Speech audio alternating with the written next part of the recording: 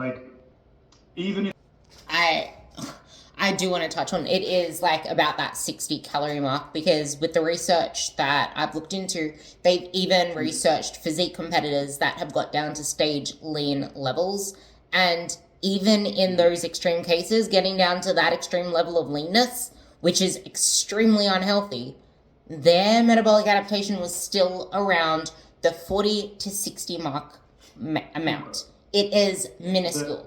Yeah, and that's the thing, like, it is not the going papers that I've looked at, sorry, just the papers that I've looked at, it's got 5 to 15, so about 50 to 180 at top end. So it's probably, yeah, it'll be between like 30 and 100, let's say.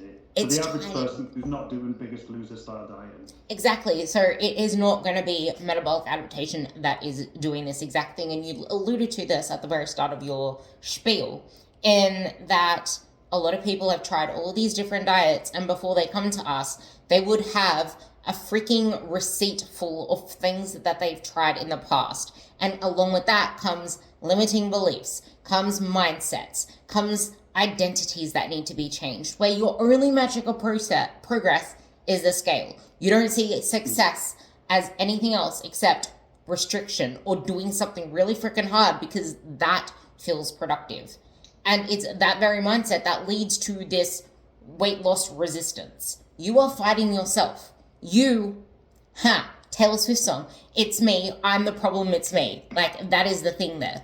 And with the mental fatigue, the diet fatigue that comes with that, it's why maintenance, it's why there's such thing as a primer phase that people call it these days, or the pre-diet phase. That is the best place to put you into, even if you have 20 kilos to lose. Even if you're 30% body fat. That primer phase is not saying that you're not going to lose fat. And there's this stupid belief that if you're not losing fat, you're gaining fat. If you're not focusing on fat loss, you're gaining fat. If you're not in a deficit, you're gaining fat. It's this black and white mentality. Where's the middle? Just because the scale goes up, it doesn't mean it's fat. Just because the scale goes down, it doesn't mean it's fat. Metabolic adaptation is very much due to our behaviors, our mindset, because your relationship with food dictates how your physiology responds to that meal. If you are fearing that food, you're going to have a shitload of gastric distress. You might be thinking your own food intolerances into your body because you're stressed out. You're not going to be digesting very well.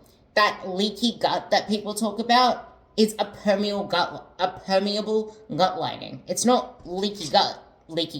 It's the fact that you're so stressed out, your body is unable to actually break down the food and extract it so you can use the nutrients that it can actually go through there's like these cells in the intestinal tract. It can seep through there, and that's foreign to the body. What happens after that? An intolerance, inflammation, that is such thing as well. And with that, if you're then freaking out about the fact, hey, I'm getting so much belly fat, I'm getting bloated, I feel fat, and then you cut your calories reactively, put yourself back into a diet reactively, and then things toll around, you might overeat, go back into this binge restrict cycle, what is going to happen from there? You're not in a place to be building muscle. You're not in a place to be losing fat. You're in a place where you're just spinning your wheels, working really hard. You feel you're doing something productive. You feel you're moving somewhere, but you're just in this reaction chain, not this proactive chain where you're moving forward. And with every single little nuance of this, binge restrict, you're just getting more body fat. You're not losing anything, even if you're in a deficit for a few weeks. You're not losing anything because what happens outside of that? And you're not doing anything conducive to be putting on muscle tissue, to be training really hard, because there's no structure, there's no intention. So that's one element of it.